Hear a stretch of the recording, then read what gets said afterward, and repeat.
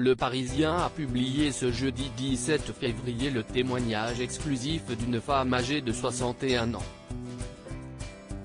Marie, pseudonyme employé par le quotidien à la demande du témoin, a longtemps hésité avant de raconter l'expérience traumatisante qu'elle aurait vécue avec Jean-Jacques Bourdin il y a plus de 30 ans. Son témoignage a été recueilli, comme celui de Fanny Agostini, au commissariat du 16e arrondissement dans le cadre d'une enquête préliminaire ouverte par le parquet de Paris le 18 janvier dernier. Il aura fallu 3 longues heures à Marie pour raconter sa version des faits, certes aujourd'hui proscrit, et ainsi se libérer d'un poids douloureux. Tout commence en 1988, un mercredi plus précisément. Marie, standardiste de 28 ans au service d'une grande entreprise de communication installée à Neuilly-Plaisance, en Seine-Saint-Denis, croise le chemin de Jean-Jacques Bourdin. Le journaliste alors employé par RTL vient donner un cours de média training. Marie se sent déshabillée du regard par Jean-Jacques Bourdin qui émet des grognements de contentement et de satisfaction en regardant son short, ses collants noirs et sa veste rouge. Après avoir posé un regard insistant sur elle, le journaliste lui promet de l'appeler sous peu. Un nouveau témoignage accablant contre Jean-Jacques Bourdin dans le récit qu'elle détaille aux policiers et aux Parisiens. Marie explique avoir reçu un premier appel de Jean-Jacques Bourdin quelques heures après leur première rencontre. Le journaliste n'y va pas par 4 chemins. Il la trouve très sexy et la fait bander. S'ensuivent 2 semaines d'appels quotidiens au cours desquels Bourdin l'invite à venir visiter les locaux de RTL, une proposition que Marie finit par accepter.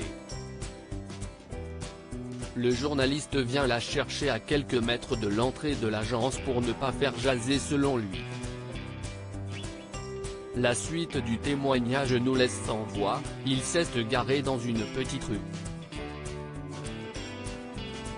Il m'a regardé d'une façon très intense et tout s'est déroulé rapidement. Il a ouvert la braguette de son pantalon et a fait apparaître son sexe en érection. Il était comme entré en transe. Il avait comme un nouveau visage, une double face. Il m'a dit, je sais que toi aussi tu en as envie. Bourdin propose alors à Marie, tétanisée, de la payer pour jouer la pute, la salope et sort un carnet de chèques longs, recouvert de cuir noir pour la rémunérer à hauteur de 2000 francs. Le journaliste pose alors le chèque sur les genoux de sa victime puis essaie de l'embrasser de façon assez brutale, en rapprochant son corps contre celui de Marie, coincé contre la portière. Alors que la jeune femme essaie de le repousser, Bourdin lui saisit sa main gauche et la dirige vers son sexe en érection. « Vas-y, je sais que tu en meurs d'envie », aurait-il répliqué. Marie, encore apeurée aujourd'hui, ne se souvient plus si elle a même effleuré le sexe de son agresseur. Elle a néanmoins réussi à s'échapper, Bourdin lui criant au loin « Tu m'as bien excité petite pute ». Marie se murera dans le silence, par crainte d'être licenciée. Bourdin passera de nouveau 4 ou 5 fois dans son entreprise, poussant sa victime à démissionner en 1992. Pourquoi porte-t-elle plainte aujourd'hui ? Je considère qu'il y a une dichotomie entre l'homme public et l'homme dans la vie. Jean-Jacques Bourdin reste, pour l'heure, privé d'antenne. Loading widget.